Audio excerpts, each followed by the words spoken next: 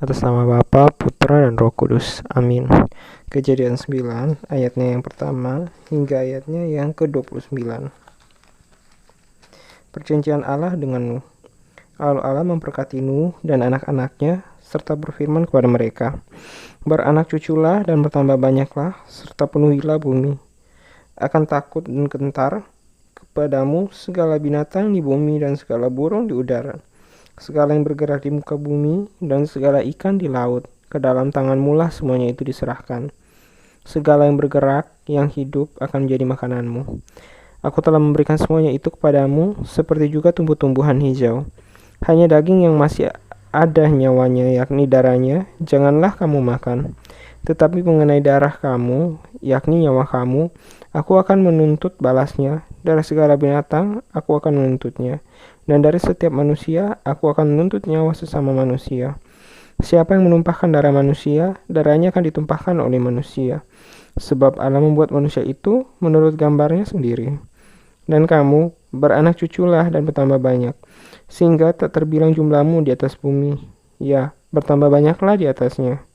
Berfirmanlah Allah kepada Nuh dan kepada anak-anaknya yang bersama-sama dengan dia.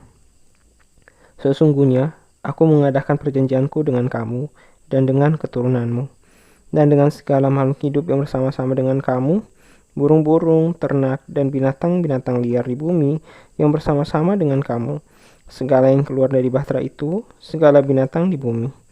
Maka kuadakan perjanjianku dengan kamu, bahwa sejak ini tidak ada yang hidup yang akan dilenyapkan oleh air bah lagi, dan tidak akan ada lagi air bah untuk memusnahkan bumi.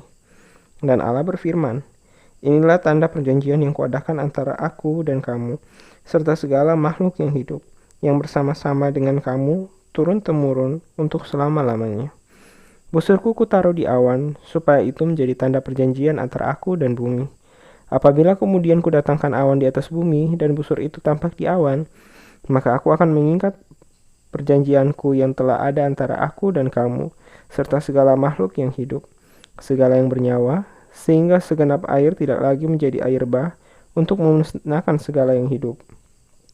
Jika busur itu ada di awan, maka aku akan melihatnya, sehingga aku mengingat perjanjianku yang kekal antara Allah dan segala makhluk yang hidup, segala makhluk yang ada di bumi.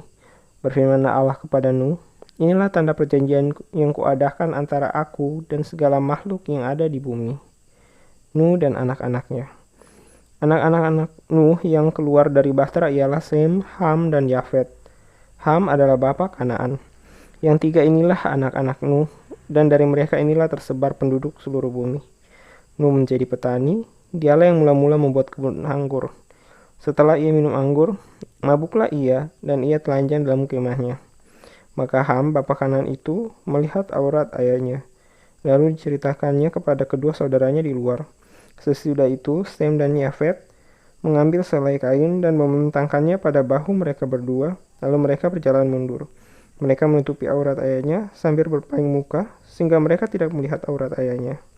Setelah Nuh sadar dari mabuknya dan mendengar apa yang dilakukan anak bungsunya kepadanya, berkatalah ia, terkutuklah Kanaan, hendaklah ia menjadi hamba yang paling hina bagi saudara-saudaranya. Lagi katanya, terpujilah Tuhan Allah Sem, tetapi hendaklah Kanaan menjadi hamba baginya. Allah meluaskan kiranya tempat kediaman Yafet, dan hendaklah ia tinggal dalam kemah-kemah Sem, tetapi hendaklah Kanaan menjadi hamba baginya.